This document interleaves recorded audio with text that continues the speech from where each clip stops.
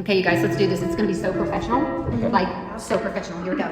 Well, welcome to the Live Support Podcast with your hosts, Michele and June Colson, a couple of clean comedians who support each other and others through comedy's wacky and winding roads. I hope you're ready.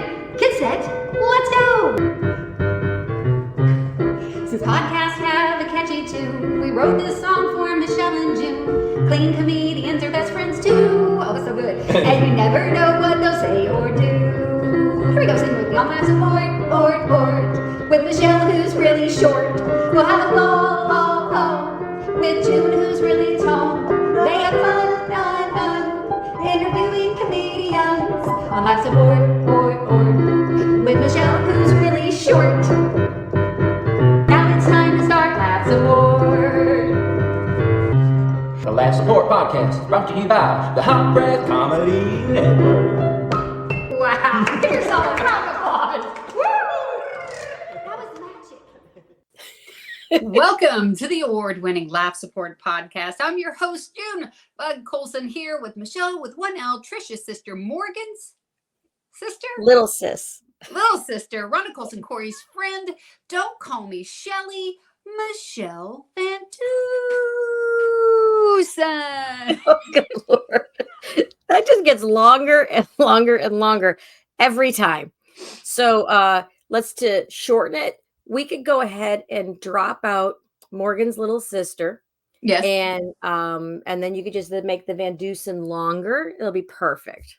Is that right? I feel like people live for it, Michele. They live for it. They live for the song, and they live for one more thing to be added to your introduction, because you are that epic. You deserve an introduction like that. I just get, June bug. Yeah. I think what might help me, since my intro is getting so much bigger, I think I'm growing with it. So maybe if we shorten my intro, then maybe I'll not be as wide. Maybe. Michele. I don't know. I think that'd be a great diet. Like, we'll do it that way. We'll do a word diet. And then that way, no, that's not how that works. No, listen, you are hitting so close to home right now, and I'm not really sure what to do with it, but I'm doing something with it. Our town, my town, Bowling Green, Kentucky, was like, there's multiple articles that just came out that we are the weight loss capital of the United States.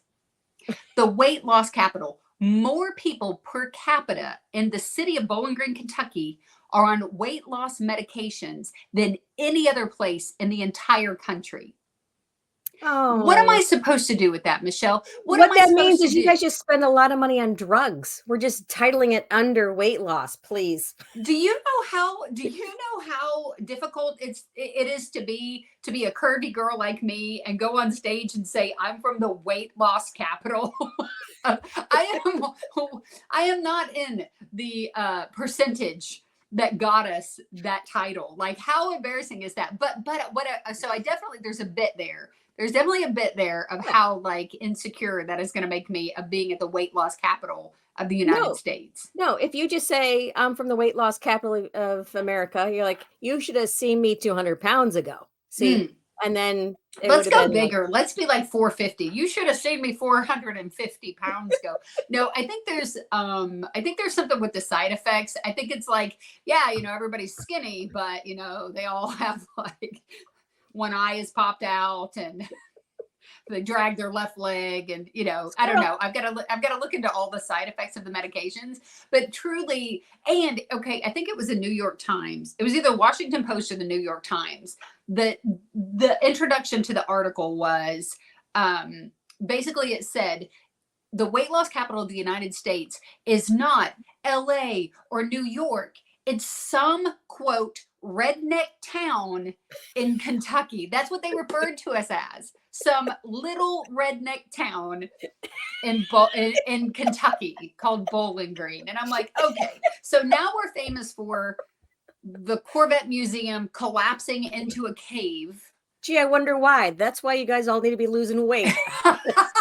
Michele, see, it writes itself, or you write it for me, and then I look like I'm smart and brilliant. This is why we're together on Live Support. You support me by making great material, and I'll just go deliver it. That's awesome.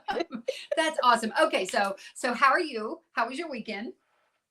It was good. I dog sat And I did not sit on a dog. Let me just clarify that. I wanted no. Not again, though, right? No. Not a second time.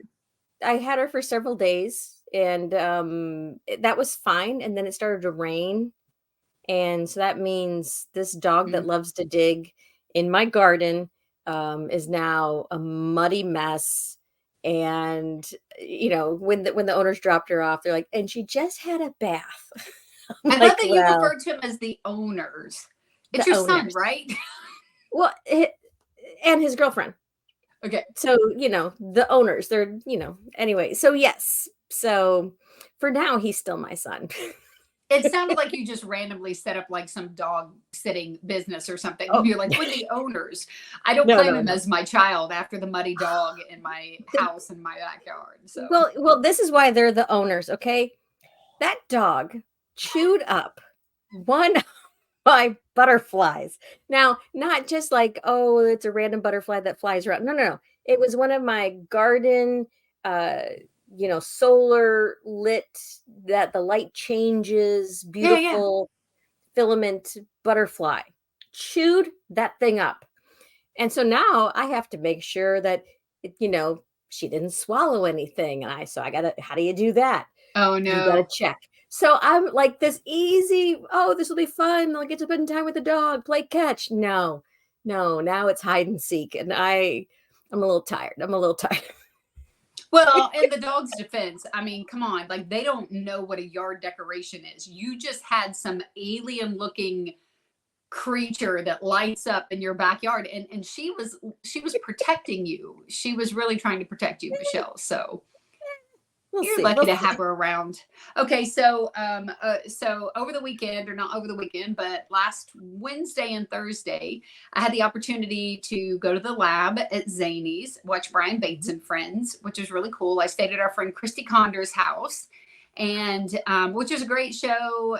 Brian Bates is part of the whole Nate Land, like Nate Bargatze's group. Johnny W., who I just did a show with a couple weeks ago. He was part of the lineup. Our friend Rick Roberts, who we talk about all the time on this podcast, as being the godfather of Christian comedy and just a mentor to so many of our friends. All of them were on stage. Tara Brown, who moved from North Carolina to Nashville, was part of that lineup. And then a big surprise at the end, Nate came out and nice. popped in and worked some material at the end. The satire that they do on Saturday Night Live, where Oprah would give away her good, her favorite things. Mhm. And SNL used to have a bit about that, where like women's heads would blow up and they'd be like, oh my gosh, like they give them an easy bake oven or something. They're like, ah. And there was a lady behind me when Nate came out that I 100% thought her head was going to explode. Like, she did not know what to do. But it was really fun to watch him work his material and just be in this really tight, intimate space that Nashville now has connected to the main showroom. They have the lab. So that was really cool. And then the next night, we went to the Huckabee show. Oh, We went to the Huckabee show. I got my Huckabee mug. They made these for left-handed people, I guess, because when I hold it with the right hand, you can't see. Got my Huckabee mug. Went to see our amazing friend Haas Ridgway was warming up the crowd for our guest that we have on the show today. And when I tell you, it was such a fun experience, just hanging out in the green room. Stephen Kendrick, who is one of the Kendrick brothers, was there. And he, more than one time, was just pondering on the fact that myself, our friend Kelly, and Christy, Haas, and our guest were all just there supporting each other. He just kept going, so y'all aren't performing tonight. You're just here to support your friend. Like, his mind was a little bit blown by it, but 100% we got to do that. And of course, someone that we got to go support, we needed to have on laugh support. So will you tell us, Michelle, who is waiting backstage? Who do we have the pleasure of having on laugh support today? Okay, so our guest today is a comedian, a pastor, motivational speaker. He's an artist. He like paints and illustrates, and so like while in the middle of a very successful stand-up career, he met Jesus and he gave up everything to follow him. And after putting down the microphone, he was asked to share a story at a women's correctional facility. And so, with humor and the gospel, he shared the hope found in Christ. And today, he continues to bridge the gap between stand up comedy and the powerful, life changing good news of Jesus Christ. Let's welcome to the Laugh Support Podcast, the Manic Hispanic, Pastor Tommy Morin. Woo! There he is. Oh, Michelle, we can't hear the goat. It doesn't Hello, scream anymore. hello, You're just going hello. to have to scream. I hear it screaming. Oh, let me put him by the... A little bit. We got a little Whoa, bit. So, whoa, Tommy, whoa, someone needs to check on the goat. I got Michelle a screaming goat for Christmas, and her family really thanks me for that. Like, there's nothing better than a screaming goat. And Michelle Van Dusen. Well, Tommy, welcome to the show. We are so excited to have Thank you here you. on I'm Laugh Support. thrilled to be here. Thank you so much for having me. You guys are amazing. Amazing. Yeah, we Well, are. Thank you. This is true. Michelle's the Welcome. most humble of the two. She is. I'm very humble.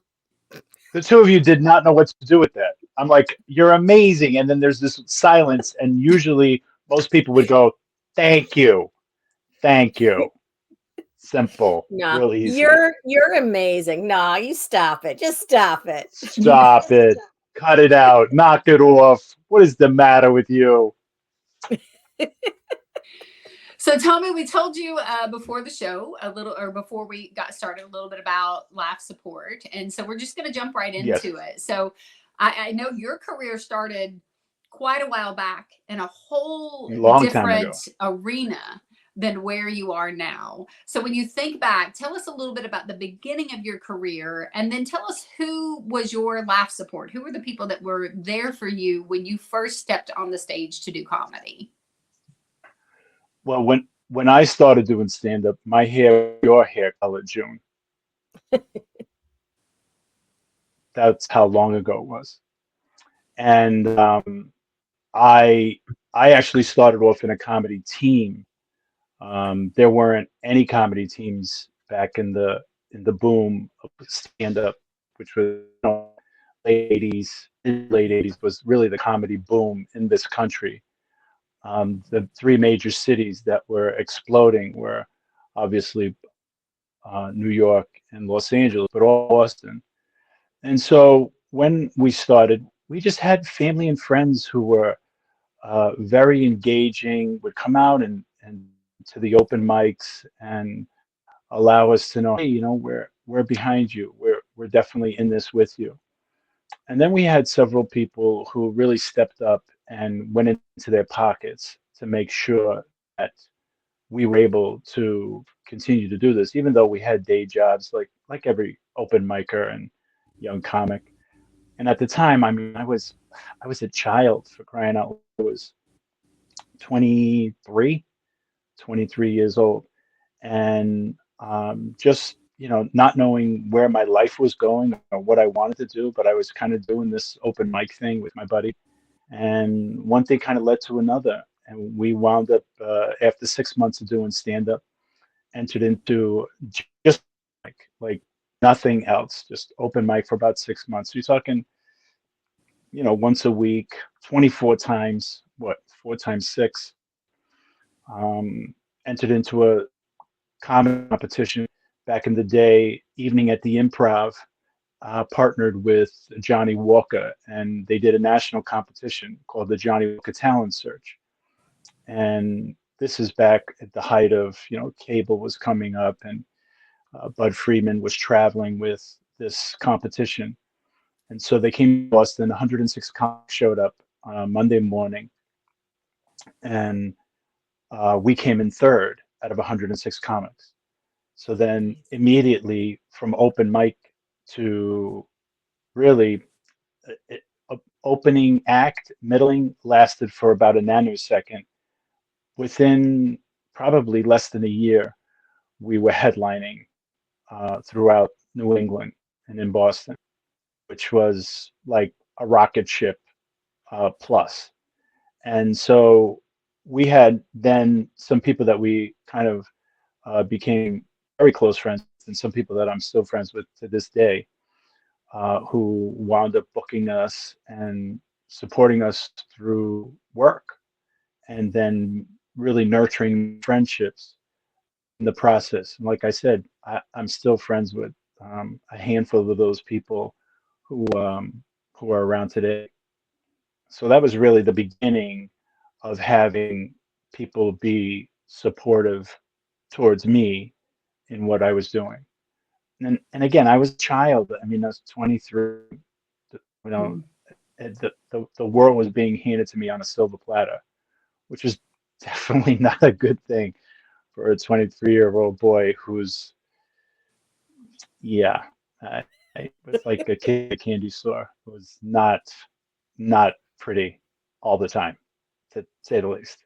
But anyway, as the career continued, we really blew up. And before you knew it, we were headlining in every major club in Boston. Boston was a huge comedy town. It still is, but there were more solid stand-up clubs per se than there are today. But so we did that. And the next thing you know, the next transition is to go to New York. And so we went to New York and we blew up in New York as well, which was amazing, an amazing. And so now we're headlining in Boston and in New York, and really the career just was moving at hyperspace. And so before you knew it, we had a lot of people who were really helping as far as continuing to encourage and allow us to really say, okay, well, where do we go?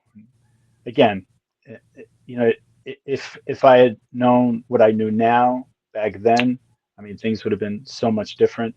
But I didn't know much. I was just kind of going on adrenaline. Adrenaline? I can't even say that word. Adrenaline. Adrenaline. I think I just did. And and then about 3.5 years into my career, so now you're talking like 26. So 20, yeah, 26.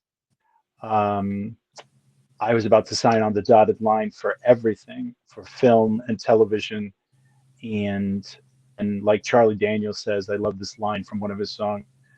I ran to a brick wall, and his name was Jesus, and then Mm. that just flipped everything.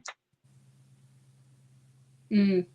That's yesterday I was watching a documentary, and I think it was Chris Pratt that said, if the spotlight that's on you is greater than the light that's within you, it will kill you. Wow. And I think that's Yes, it amazing will. how, Yes, it yeah, will. how you were in that situation where there was a spotlight that was shining on you, this young man who didn't have faith and didn't have Jesus in his life. And I think a lot of people could probably look at that and think, oh man, God took everything away from you when you were right there on the edge.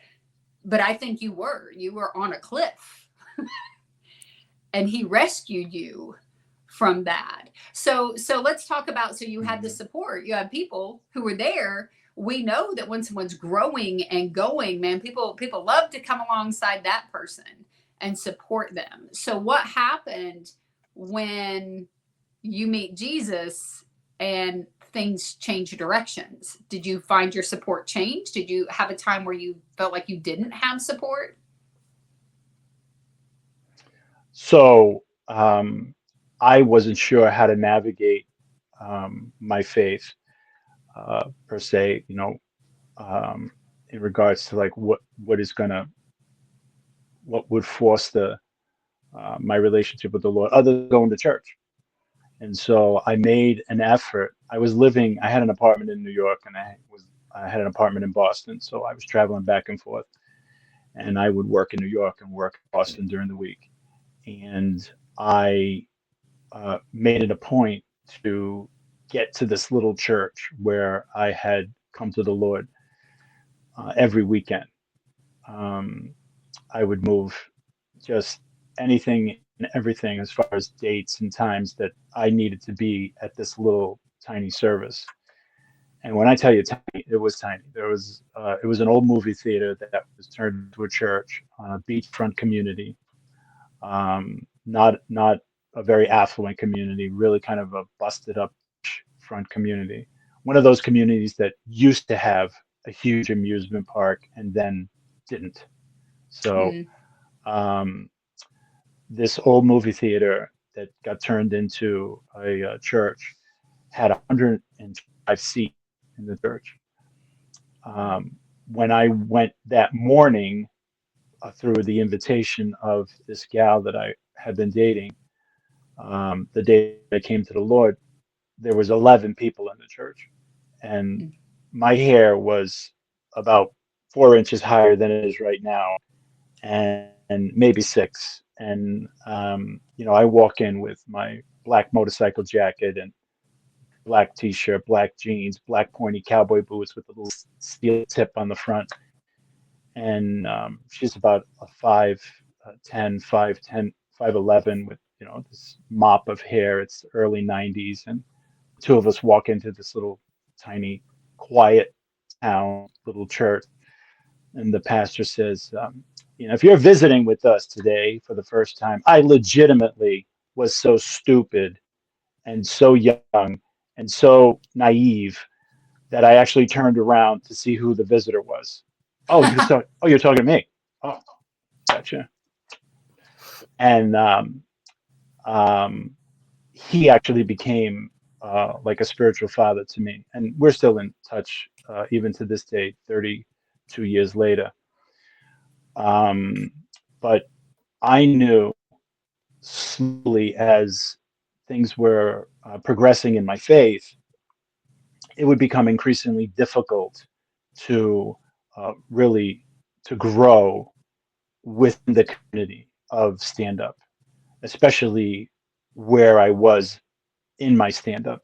So yes, my career was moving at a super fast rate. Um, but also all the vices that I wanted, I had available to me, and they didn't cost me anything. Like I never paid for anything. Everything was free, just given to me on a silver platter. I know people, it sounds like kind of like, oh yeah, everything's given. It truly was given to me. I never paid for anything. Mm. And so you find yourself, even as a child, you find yourself as you're almost indestructible. You can do anything you want. Like,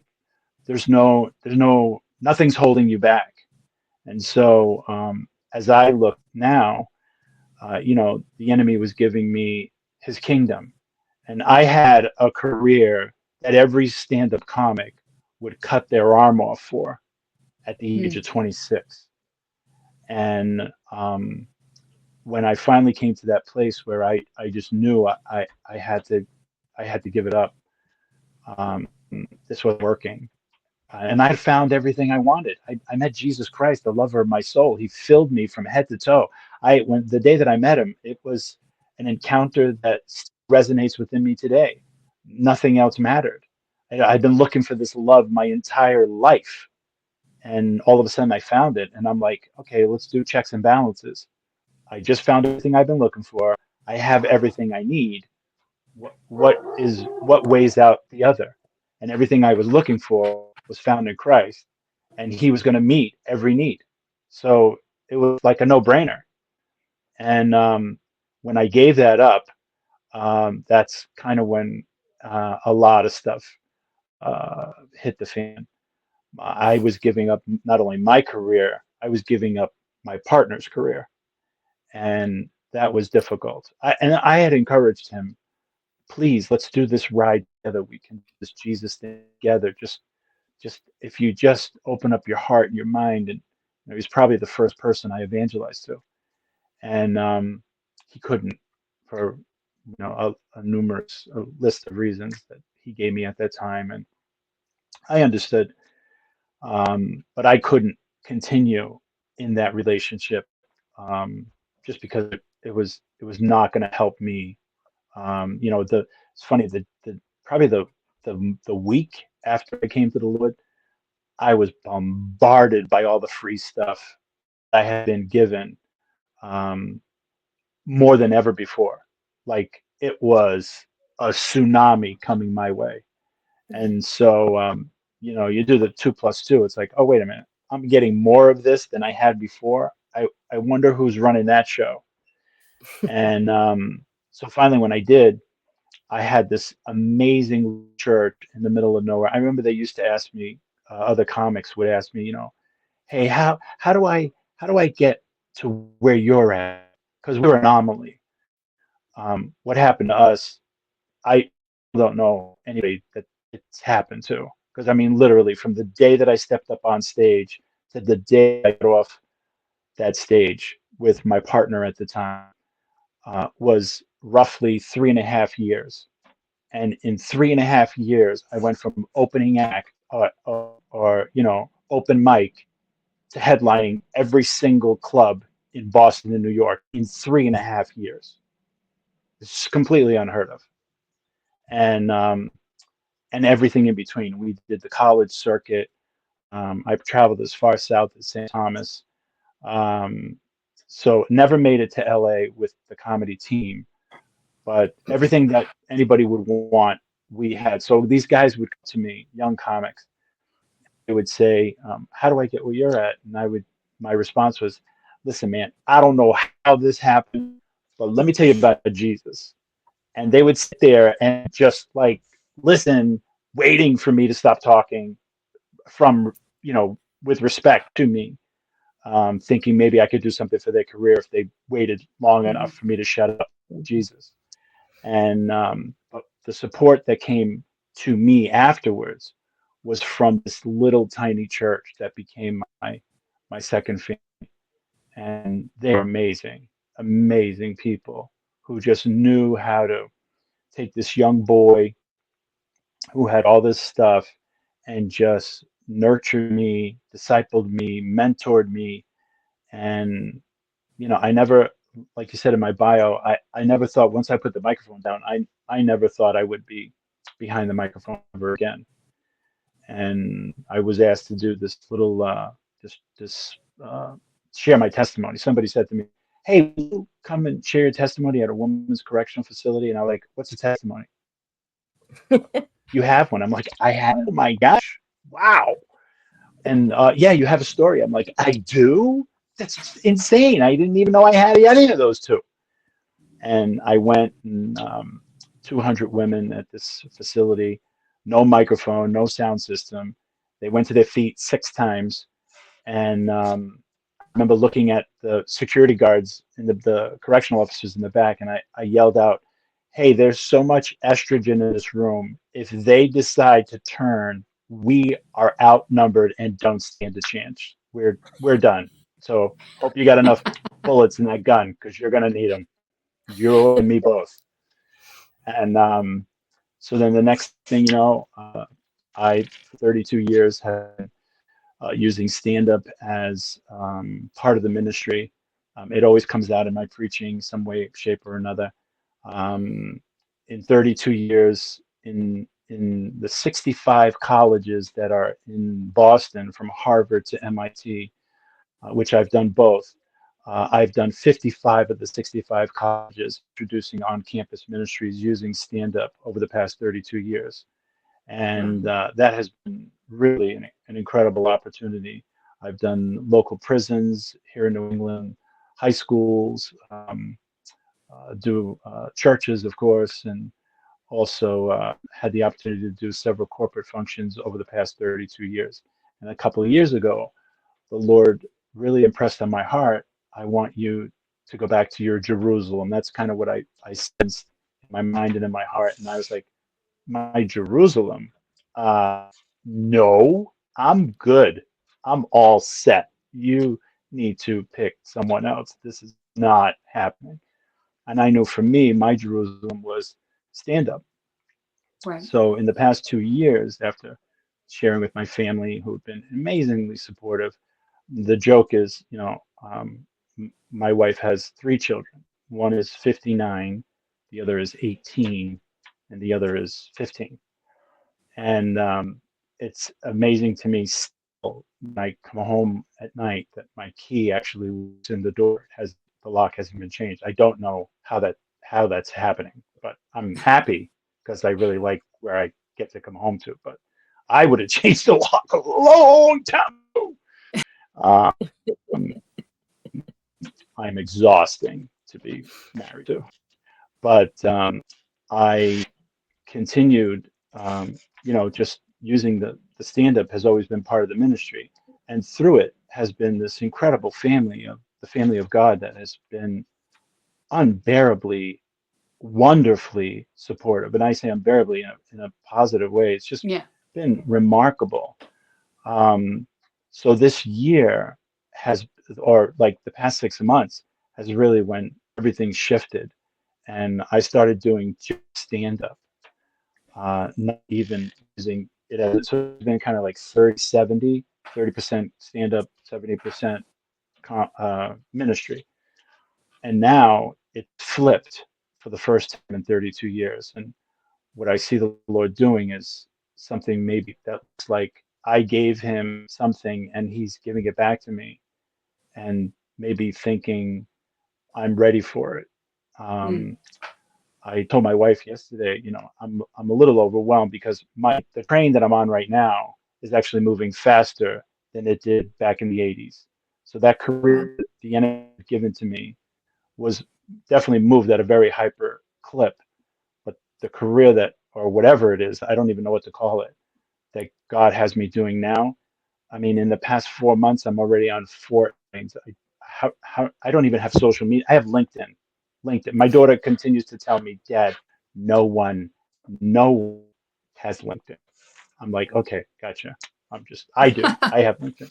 And So that, well, that's true. So the way I'm that gonna you blow. I'm gonna. contact Tommy, we Michelle just scrolled it across the bottom. So typically when we have a comedian on, it's like find him on Facebook and Instagram, and and Tommy is on LinkedIn, and we will mention that while he mentioned it at Tommy Morin, Morin, the Manic Hispanic. So that's where you can find Tommy is Yeah. at Tommy Morin, the Manic Hispanic. And Michelle, he and I actually talked a little bit this week about kind of the necessary evil of social media, but maybe talked a little bit about, and you don't have to go all in. You don't have to be a slave to it, and you don't even have to be the one that runs it. If he has somebody, and I think Tommy, if you got a child who's like you should do this, they could easily just post up like your whatever your schedule is, and just some headshots and some Yeah. information, so that if somebody looked for you. But at the same time, I also think God doesn't have to use worldly tools.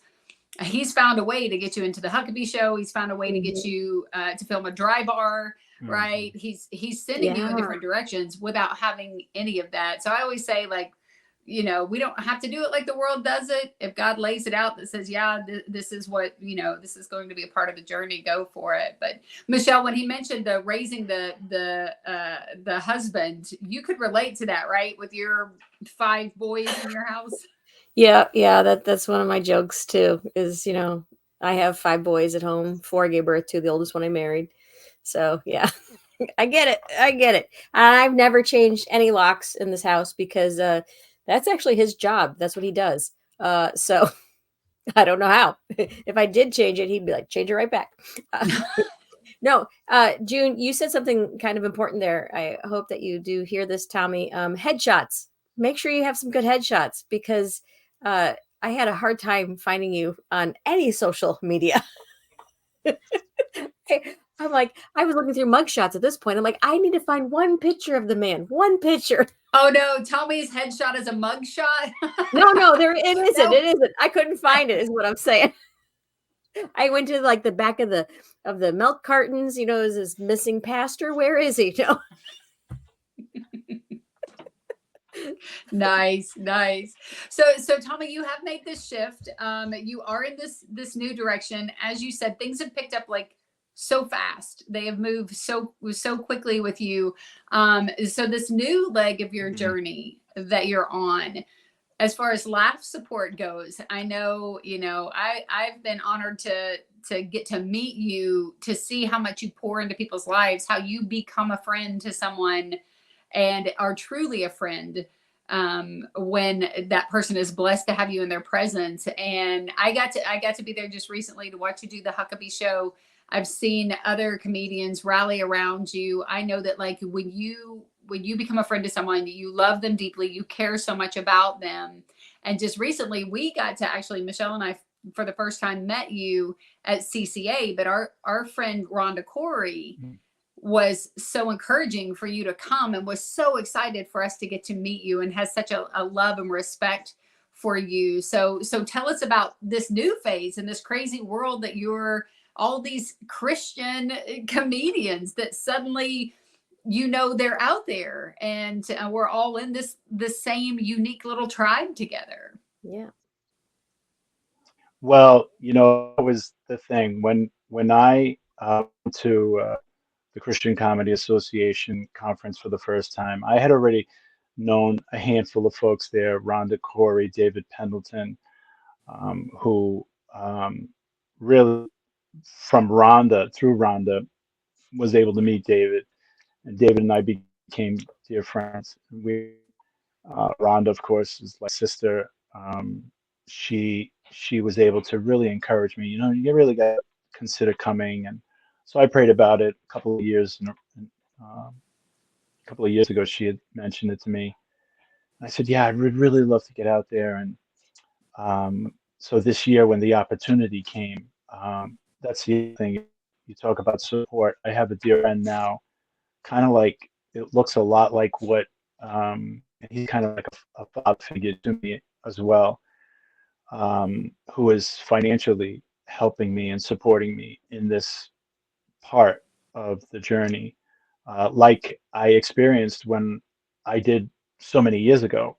When I first started doing stand up, we had somebody who, financially helped us, so we didn't have to sweat like the day job thing all the time. Mm, And so there are several things that I've been fortunate to have now and blessed, and know that God has brought this individual who definitely has some resources and has been more than generous with me to make sure that I'm able to do what God is calling me to do. And so he was able to afford me to go to CCA, and I went to mm, CCA. When I went to CCA, as you guys know, you were there. Um, at the end of the 3 days, we're at the pizza joint, and I pull up, an 80s move, and stand up on a chair in front of whatever it was, 50 or 60 people. I said, "Excuse me, I just want you to all know that my first time here at CCA, Christian Comedy Association. I want you to know that I have finally found my tribe." And so, for 32 years, I've been looking for this tribe. mm, And the fact that it's here now is just mind blowing to me. In the process, when I first told Haas that I was going to do Huckabee, he mm-hmm. immediately got on the phone. I mean, immediately, like the next day, and said, "I'm going to be there for you." And then you guys showed up, you and Kelly and Christy, and I was just like, "What is this? This is amazing! This is amazing! Like beyond anything I could imagine." And so, because we all speak the same language, and Yeah. there's a certain thing, um, when you're genuinely a comic in the way comics think. And when you were talking about the whole weight loss thing, easy to lose weight when you don't have teeth. So depending on what part of the country you come from, I was thinking, I don't know how many are in that entire town together. So I'm thinking, I Thank you lost for that, like Tommy. 10 pounds last week. It's awesome. I just drink everything. Thank you, Ozempic. So, Tommy, you do know that my dad is toothless, that a hot dog has I, no teeth. the community that has that I found, and I'm in awe of the support. I'm in complete awe because if Freddie Prince had just maybe a couple more people to reach out to, he'd still be here. Mm. If Greg Giraldo had just a handful of more people, he would still be here. And the list goes on and on and on. And with support also comes accountability. And that accountability does not exist like it does in the kingdom of God. And when you're truly following the Lord and you're allowed to have people who love you, who genuinely love you. And you know what? That's the thing with me is there there's not a whole lot of half stepping. If I tell you that I love you, you can rest assured that I do. And I will Mm. do everything in my ability to express that as God is moving through me. And so I love very, very hard, very hard. Pull no punches in my love.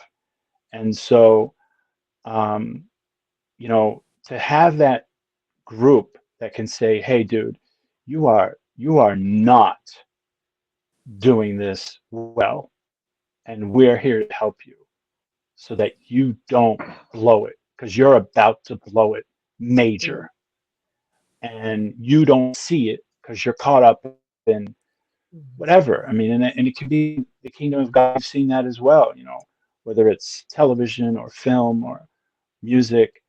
Um, you can come to that place where you're blinded by those lights you were talking about before, Mm. blinded, completely blinded.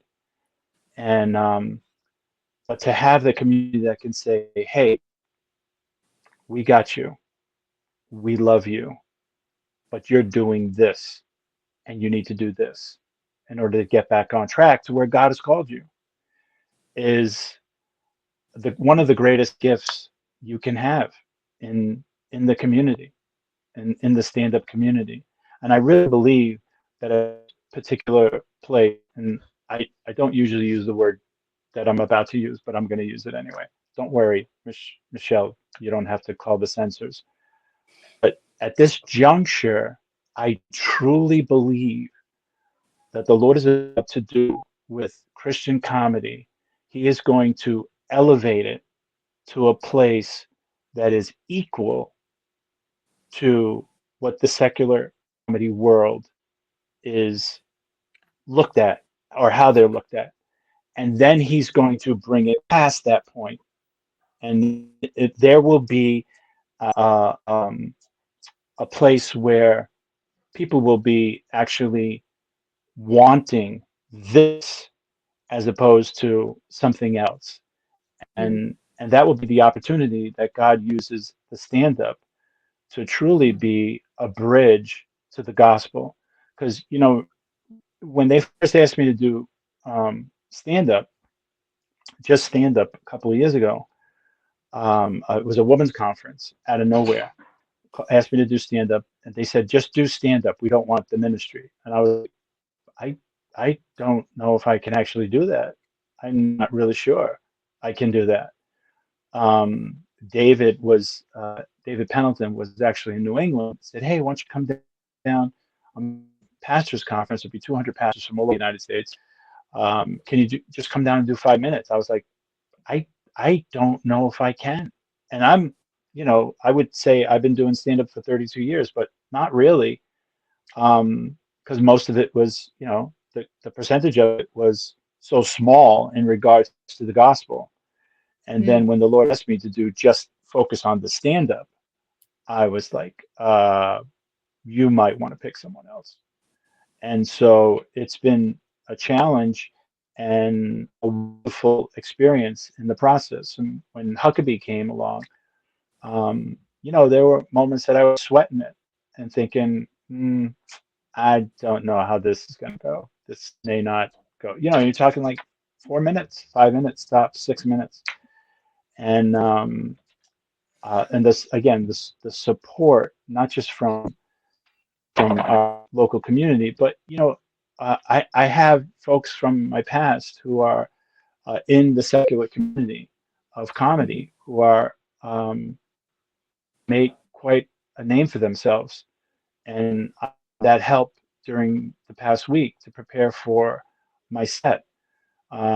So I I'm so grateful because at the same time that I'm getting help or someone's kind of guiding me through this process, I'm still able to be used to give the seed of God to use the gospel in someone else's life. And somebody said, they said, well, you know, when you're on stage, this was this past week preparing for Huckabee. When you're on stage, I'll never say this to anyone. I'll just say it to you. Your confidence on stage is as if God Himself was running through you. And I went, yeah, yeah. In my mind, I'm thinking, yeah, because He is. And the Yeah. fact that this other individual is able to see that is like, okay, God, you're working on that guy's heart as well. And so all of a sudden now I'm watching the ministry completely change, like nothing I could have imagined 32 years ago, or what I've been doing for the past 32 years. And so I know that once the stand up reaches a level of quality and also of, you know, funny, obviously, that grabs someone's attention, then the gospel can be preached in a way like nothing else. Mm-hmm. And so again, the support from CCA, the support from, yes, my family, but also friends who are watching what the call, you know, dear friend Jimmy McHugh, who you definitely got to have on your podcast. Mm-hmm. He, I'm getting an opportunity to baptize him on in September, which is like amazing because we knew each other years ago, and then rekindled our friendship about 4 years ago. And so he knew me. I really didn't know him. He was up and coming, and we were whatever we were doing. And then when we got together, it was it was Jesus, Jesus, Jesus. Because when I left Yeah. stand up, I vanished off the planet, like out of nowhere. I was gone, and Yeah. no one happened to Tommy Morin. The rumor was he got religion, and then just vanished. And we're talking '92, so there's no social media, there's no nothing. I just Right. disappeared off the planet, So the rapture and happened with you. so that's kind of that was the rumor. What's that? I said the rapture happened when you vanished. He got religion and then he's gone. Yeah. So, um, so now fast forward, here we are some 30 something years later, and all of a sudden, you know, I'm gonna be I'm gonna be with this guy's pastor baptizing.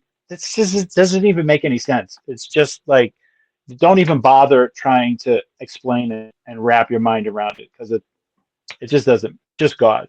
And Mm-hmm. so again the support that I've had. I'm in awe of. I am truly in awe of.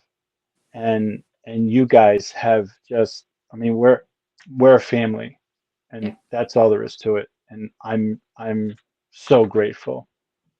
I loved hearing that you were actually like so this is kind of the wild world that we're in. There's like a group text message going on or conversation I going can't hear on. I'm so sorry I can't hear you. That's okay. Can I you don't know hear me, what just Michelle? happened. I think Tommy, it's just a little bit of a delay. I think your signal is a little delayed, so you catch us after we talk. Can you hear me now? Now he's on mute. Now I'm mute. StreamYard is great. Technology is great until it's not, and then it's that's okay. But so Michelle, I'm talking to you. There was a group chat going on, right? And everybody's like, "How's Tommy doing?" And it's so exciting, and we're all kind of talking back and forth about like Tommy, and then in between. Jim is like he's gonna be there and be a part of me getting baptized, and so we're talking about comedy and Tommy and Haas and baptism. And like, it was such a mix of, it was 100%. If you saw the thread, you'd be like, yes, this is definitely a bunch of Christian comedians that are chatting with each other. I want to show you really quick. So Tommy is an artist, Michelle. He's an artist and he has a giving heart. And so when he came to the Huckabee show, he brought these prints of an original painting that he did. And Wow. I personally, I love art. I love to paint. I don't paint to this caliber, but it's very relaxing. It's something that I've made a joke about. If I'm stressed, I have to craft. I have to make something. There was one time that I didn't have a set list together, like hours before show, and I was stressing, and I came around the corner, and my husband sees me standing there with a gun, a glue gun, not a gun, but I had the glue gun. And he's like, "What are you doing?" Set down the glue gun, go get ready for the show. But something about art like calms me, and I appreciate people with the skill set. So Tommy came and he had these prints of an original piece that he did. And I want you to just look. I put you solo so we can see the painting. I know my lights, kind of shining on it. At the bottom, he has Isaiah 52:14. Michelle, you know how great I am about reciting Bible verses. I can't help you there, but Isaiah 52:14. My understanding when Tommy was talking about this painting, and he can tell you a little bit more about it if he can hear me setting him up for that. It talks about when Jesus is crucified, and we have all these Hollywood looking images, right? Where he has the loincloth on when we know that he hung naked on the cross, right? Where there's the crown of thorns on his head and the blood that trickles down, that it's digestible, right? When you look at it on a television screen or a television show. And when you read scripture, it talks about him being inhuman looking. He was unrecognizable. He was beaten so severely. And so this beautiful painting that Tommy did, I am struck by it. I am moved by it. That more represents that image and how how he saw it. And so I'm so grateful that Tommy brought me that. He said he has one for you, Michelle. And then I have ours for our friend Christy, but that is something I always treasure. That will hang here in my office or whatever space that I go into. And I love that not only having that piece of artwork, it's a testimony too. And so if someone asks me about it, I can share about Tommy's life, his journey, and what this image represents, which I think is absolutely amazing.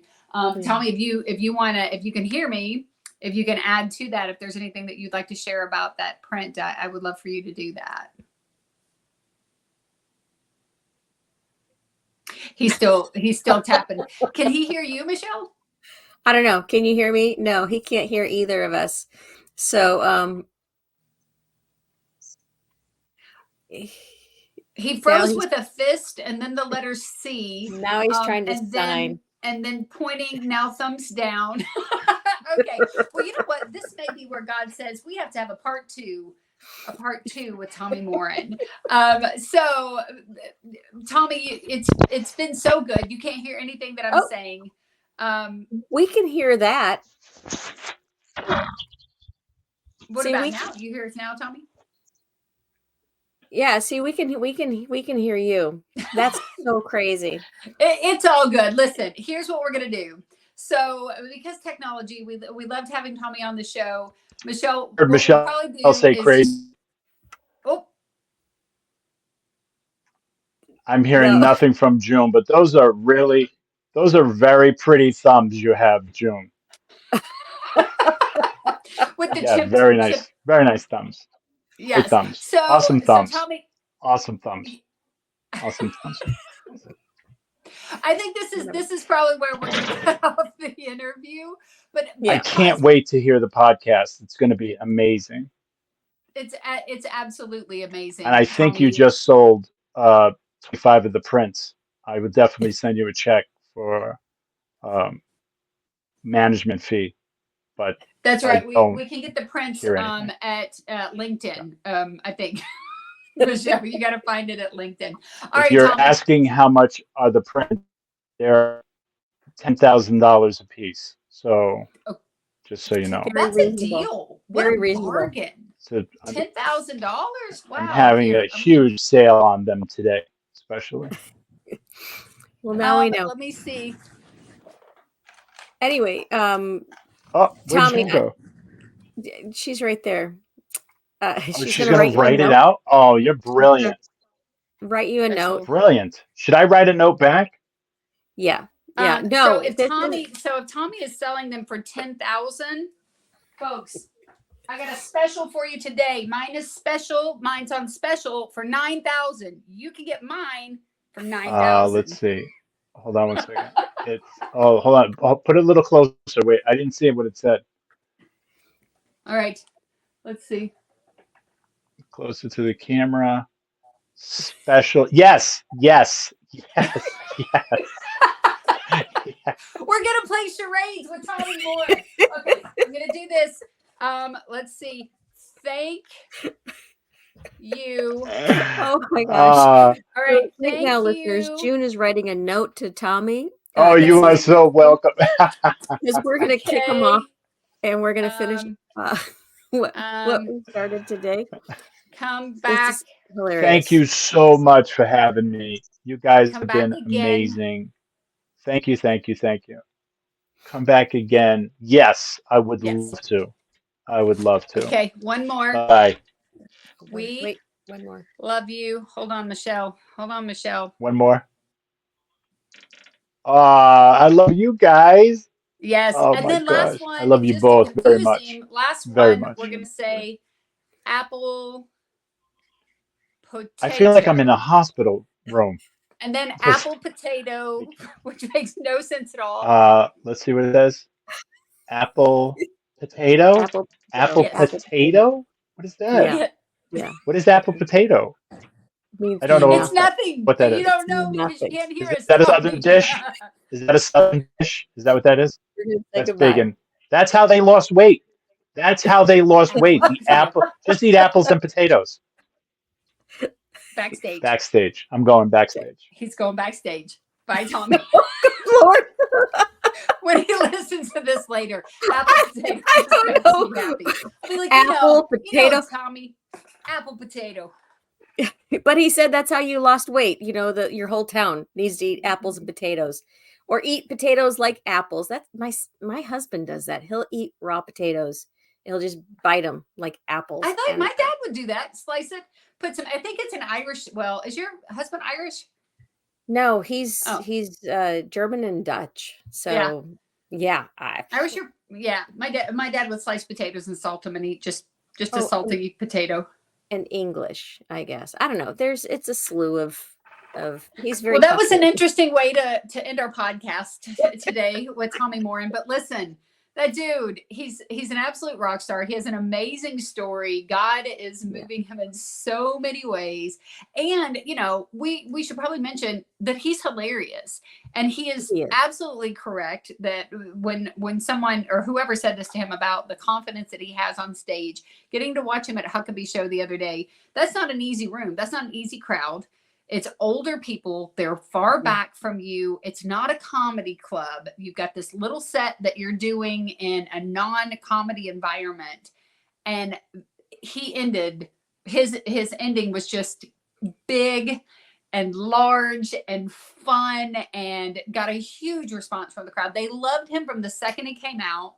It was kind of funny though, because when he came out, they had music playing, Michelle, and the band was going and he was dancing in the background and the energy was like up and up and yeah. And then pause, the governor comes out and you think he's just going to like throw to Tommy with that energy that was up in the room. And it goes to the governor and then he starts talking about an organization that helps like widow and homeless and people with no, and like nothing sets the stage better for comedy. What is this Sarah McLachlan moment, with the dogs?